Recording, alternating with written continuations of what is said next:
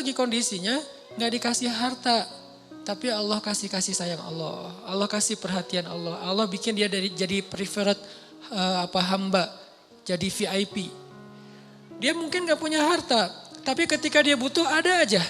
Allah ngasih dia kebaikan sesuai dengan kebutuhan dia. Ya Allah, saya udah lama nih ngontrak pengen punya rumah sendiri. Tiba-tiba Allah mudahin rezekinya bisa beli. Udah gitu normal lagi rezekinya. Ya Allah, kayaknya saya butuh kendaraan biar lebih nyaman dalam beraktivitas. Biar lebih nyaman saya ngelakuin kegiatan-kegiatan sosial. Biar lebih nyaman saya berdakwah kalau dia seorang dai. Allah kasih harta, beli mobil sesuai dengan kebutuhan dia. Akhirnya normal lagi. Jadi grafiknya itu sesuai kebutuhan. Bukan naik, dia nggak butuh dan itu bahaya. Dia grafik rezekinya naik, sementara nggak berbanding lurus dengan kebutuhan itu malah jadi bahaya. Akhirnya larinya kemana? Ke entertain. Kalau grafik rezekinya naik sesuai kebutuhan, itu akan istilahnya berkah, bermanfaat banget. Kayak misalnya tiba-tiba dia dikasih rezeki karena emang bentar lagi anaknya mau sakit. Sebelumnya Allah udah siapin. Tiba-tiba dapat beberapa usaha, proyek dan segala macam, dapat untung anaknya sakit.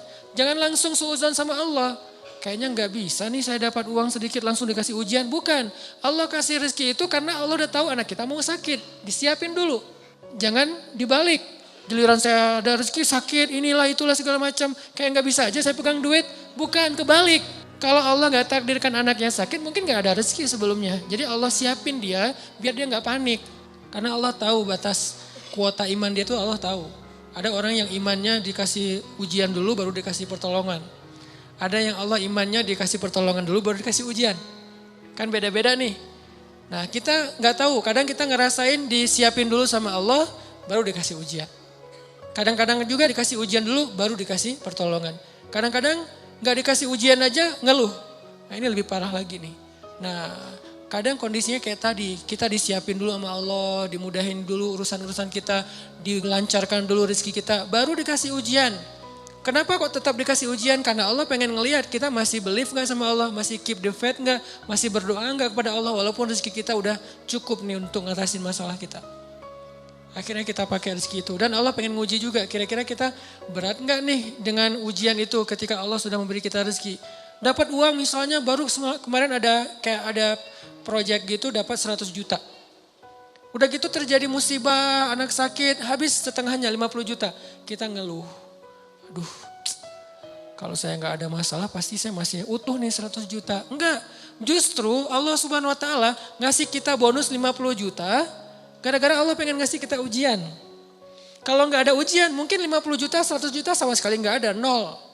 Hanya kebutuhan harian kita doang. Kenapa nggak berbaik sangka kayak gitu kepada Allah?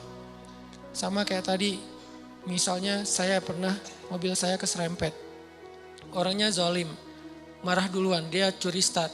Sebelum saya marah, dia marah dulu. Kebiasaan.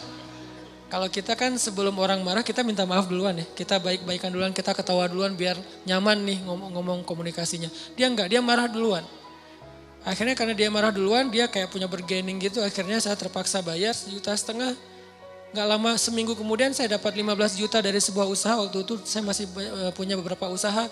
15 juta, kadang you was wish, datang setan ngebisikin, kalau kemarin gak ada masalah udah 16,5 juta kan. Ini gara-gara kemarin ada masalah jadi pas 15 juta gak ada tambahan. Enggak, kalau kemarin saya gak keluarin duit 1,5 juta, maka gak ada 15 juta. 15 juta itu reward Allah buat keikhlasan, kesabaran saya. Bukankah Allah mengganti kerugian hambanya dengan yang lebih baik? Jadi logika ke Allahnya kayak gitu. Sehingga ada hamba yang kalau kita lihat dia gak punya aset yang berlebih. Ada sih cuman gak banyak-banyak amat. Gak punya tabungan yang kayak gimana gitu, biasa aja tabungannya. Masih normal banget, bahkan sedikit riskan. Ini gimana kalau anaknya sakit gak ada duit? Kan ada Allah.